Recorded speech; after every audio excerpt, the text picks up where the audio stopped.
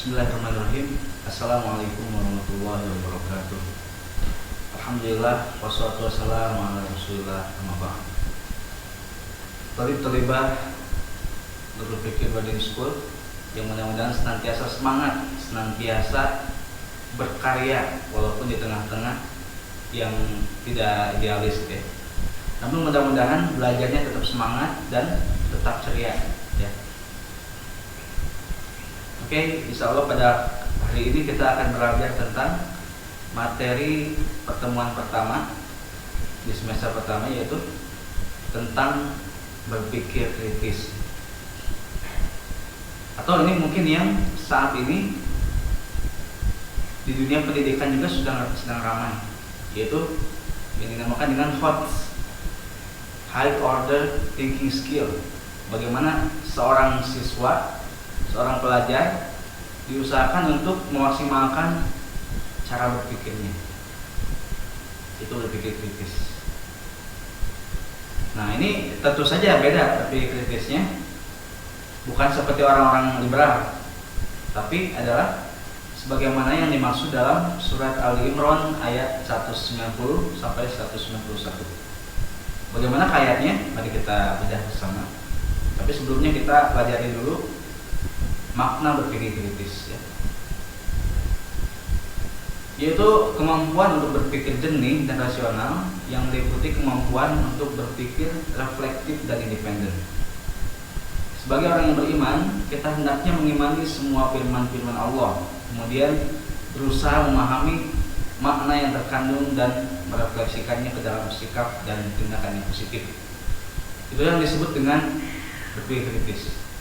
Namun dalam Al-Quran, sebagaimana yang dipaparkan di awal, ada stimulus dari Allah SWT, yaitu dalam surat Ali Imran ayat-ayat terakhir ya.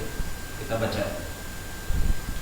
A'udzu billahi minasy syaithanir rajim. Bismillahirrahmanirrahim. Inna fi khalqis samawati wal ardi wa ikhtilafil laili wan nahari la ayatin li ulil albab alladzina yadhkuruna Allaha qiyaman wa qu'udan wa 'ala junubihim wa yatafakkaruna fi khalqis samawati wal ardi rabbana ma khalaqta hadza batilan subhanaka faqina 'adzaban nar. Sadaqallahul adzim. Inilah ayat yang menyuruh kaum muslimin untuk senantiasa berpikir kritis, menemukan inovasi dan karya yang baru ya. Artinya sungguhnya di dalam penciptaan langit dan bumi dan silih bergantinya siang dan malam terdapat tanda-tanda ya keajaiban yang Allah ciptakan bagi orang-orang yang berakal. Siapa orang berakal yang dimaksud dalam ayat ini? Yaitu orang-orang yang mengingat Allah sambil berdiri atau duduk atau dalam keadaan berbaringnya mereka, dan mereka sambil memikirkan tentang penciptaan langit dan bumi. Nah, ini awalnya. Namun intinya adalah ketika seorang ulul albab, orang yang berakal, memikirkan apa yang Allah ciptakan, akan hadir sebuah kesimpulan, yaitu Rabbana ma khalaqta hadza batila. Wahai Rabbku, wahai Rabb kami, ma khalaqta hadza batila. Tiadalah ada yang sia-sia dari yang Kau ciptakan. Semuanya pasti ada manfaatnya, ada faedahnya. Subhanaka faqina adzaban nar. Maha suci Engkau, maka pelihara kami dari siksa neraka. Ini inti dari seorang ulul albab. Selalu pada kesimpulannya adalah mereka memahami bahwa Allah lah Rabb mereka, tiada ada yang lain. Kemudian semuanya yang Allah ciptakan pasti berguna, pasti ada faedahnya. Dan mereka terakhir menjadikan mereka takut ya.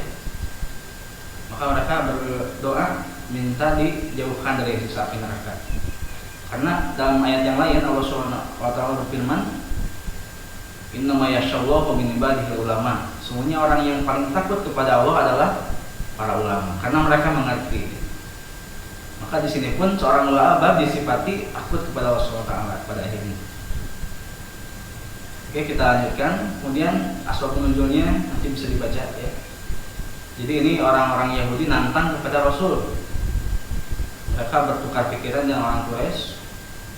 Yahudi ditanya sama orang-orang Quraisy, sama orang-orang Nasrani juga, apakah mukjizatnya Musa?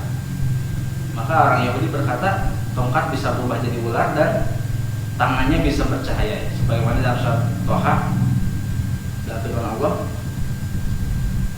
"Wa idza hiya hayyatun tas'a." Tongkatnya ketika dijatuhkan itu berubah menjadi ular. Kemudian wadmum yadaka ila janahika takhruj bayda. Tangannya bisa bercahaya. Nabi Musa. Kemudian orang Nasrani ditanya, bagaimana kan mukjizatnya Isa? Maka dijawab pula, Isa bisa menyembuhkan penyakit sopak, penyakit lepra, bahkan bisa dengan izin Allah itu pernah menghidupkan kembali orang yang sudah mati. Dan memang mukjizat itu sangat mengikuti apa yang menjadi trending pada masa itu. Nabi Musa itu mukjizatnya, kan mukjizat itu artinya yang melemahkan apapun yang dianggap hebat di masanya. Nabi Musa di zaman sihir, maka mukjizatnya pun untuk menaklukkan sihir tersebut. Makanya seakan-akan berupa sihir. Nabi Isa ketika rame-ramenya kedokteran, ya, maka Nabi Isa pun mukjizatnya adalah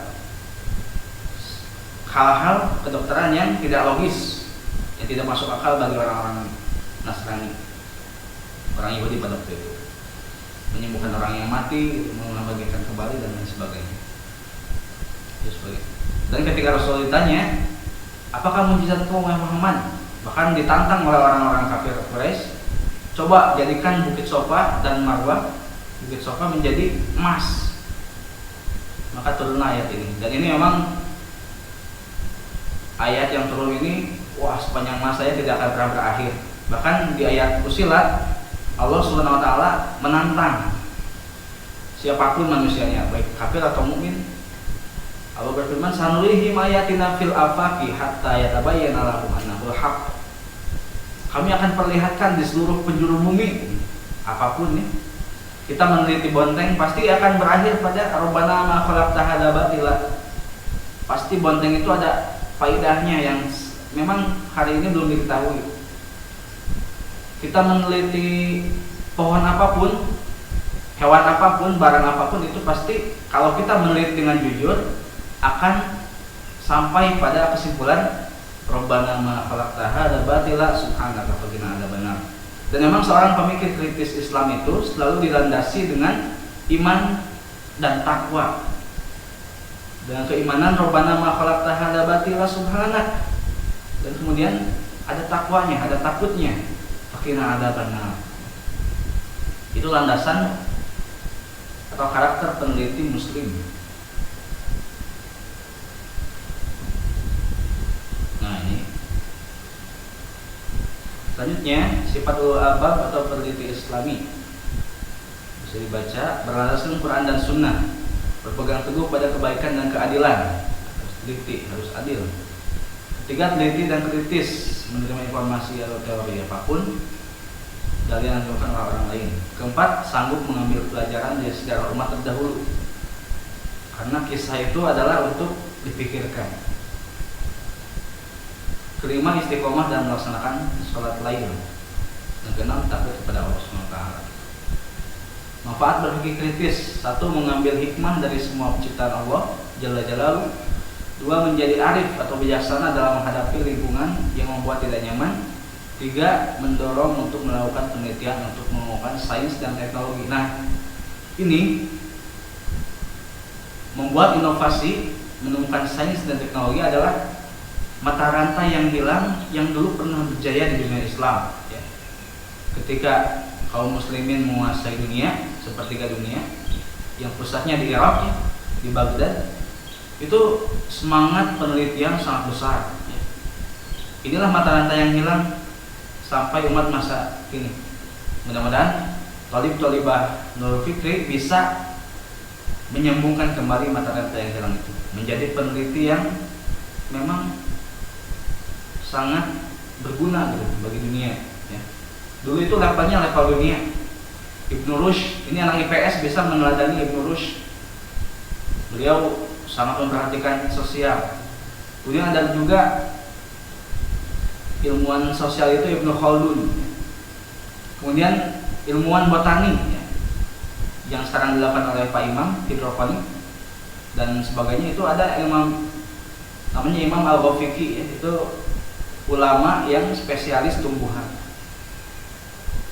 spesialis sains dan teknologi pesawat. Ada Ibnu Firnas dan sebagainya. Jadi bukan cuma berilmu dan beriman saja, namun mereka pun bukan cuma ilmu dunia saja dan bukan cuma ilmu akhirat saja, namun dua-duanya. Nah, ini segelintir ulul albab di masa silam. Ada Ibnu Rushd, ada Al-Biruni dan lain sebagainya. Kamukah selanjutnya? Ini pertanyaan yang muhasabah ya, introspeksi. Apakah kita layak menjadi orang-orang setelahnya? Mudah-mudahan layak. Berikan dengan semangat iman, intak dan iptek. Nah, kemudian ini segelintir ulul albab abad modern, zaman sekarang. Ada Imam Hasan Al-Banna, ada Said Qutb ya, sampai di penjara. Ada Said Nursi, ada Fethullah Gulen, ya. Ada Ahmad Didat ya, ulama kristologi. Ada Ahmad Dahlan, ada Kiai Haji Hasyim Asy'ari, ada Ahsan pendiri Persis dan lain sebagainya. Ulul albab abad modern. Oke, demikian saja yang dapat disampaikan. Mudah-mudahan kita menjadi seorang ulul albab ya, seorang ilmuwan Islam yang mempunyai imtak dan iptek, iman takwa dan ilmu teknologi, ilmu pengetahuan dan teknologi. Demikian yang dapat disampaikan. Mudah-mudahan kita terdorong senantiasa ya, untuk menjadi seorang ulul albab yang dimaksud dalam surat Ali Imran ayat 190 sampai ayat 191. Silakan nanti tugasnya adalah mencari seorang ilmuwan yang paling disukai berdasarkan apa yang diminati oleh para thalib-thalibah. Misalkan saya sukanya Zakir Naik, silakan diteliti bagaimana Zakir Naik belajarnya. Nanti akan timbul kepada kita semangat ya, dari beliau. Saya misalkan sukanya ke Al-Biruni. Nah, coba di searching, nanti insya Allah akan tumbuh. Tugasnya mencari satu ilmuwan muslim, kemudian diteliti bagaimana biografinya, belajarnya, dan kemudian dikumpulkan di Google Classroom ya, di Classroom. Oke, wabillahi taufiq wal hidayah. Mohon maaf atas kesalahan atau kekurangannya.